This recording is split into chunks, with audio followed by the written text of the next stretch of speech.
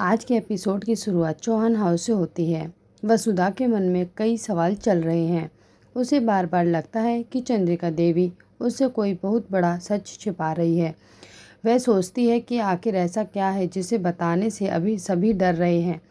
उधर चंद्रिका देवी अपने कमरे में अकेली बैठी पुरानी तस्वीरों को देख रही होती है। उनकी आंखों में आंसू होते हैं। तभी देवांश वहां आता है, पूछता है, माँ आप इतनी परेशान क्यों हैं? लेकिन चंद्रिका देवी बात बदल देती है और कहती है कि कुछ बातें सही समय आने पर ही बताई जाती हैं।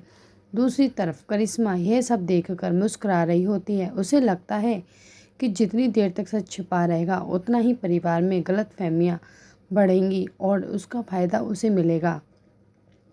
वह चुपचाप सभी की बातें सुनने की कोशिश करती है। वसुधा को संयोग से एक पुराना दस्तावेज और एक चिट्ठी मिलती है। जैसे ही वह उसे पढ़ने लगती है तभी चंद्रिका देवी आ जाती है और घबराकर ही वह चिट्ठी अपने हाथ में ले लेती है। वसुधा हैरान होकर पूछती है, माँ जी आखिर आप मुझसे क्या छिपा रही हैं? लेकिन चंद्रिका देवी केवल इतना कहती है, मुझे माफ़ कर देना वसुधा, अभी मैं कुछ नहीं बता सकती। यह सुनकर वसुधा का दिल टूट जाता है।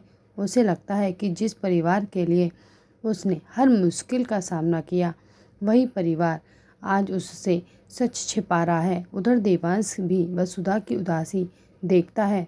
वह उसे समझने की कोशिश करता है कि जल्द ही सब ठीक हो जाएगा, लेकिन वसुधा कहती है जब विश्वास ही टूट जाए तो रिश्तों को संभालना बहुत मुश्किल हो जाता है। करिश्मा इसी मौके का फ़ायदा उठाकर परिवार के लोगों के बीच नई गलतफहमियां पैदा करने की कोशिश करती है। वह सोचती है कि वसुधा और चंद्रिका देवी के बीच हमेशा के लिए दूरियां आ जाएं। लेकिन एपिसोड की आखिरी में चंद्रिका देवी भगवान के सामने खड़ी होकर रोते हुए कहती है, मैंने जो किया परिवार की भलाई के लिए ही किया है, लेकिन अब सच ज़्यादा देर तक छिप नहीं पाएगा। दूसरी ओर वसुधा ये फैसला करती है कि चाहे जो भी हो जाए वह पूरे सच का पता लगाकर ही रहेगी। इसी बड़ी सस्पेंस के साथ आज का एपिसोड ख़त्म होता है।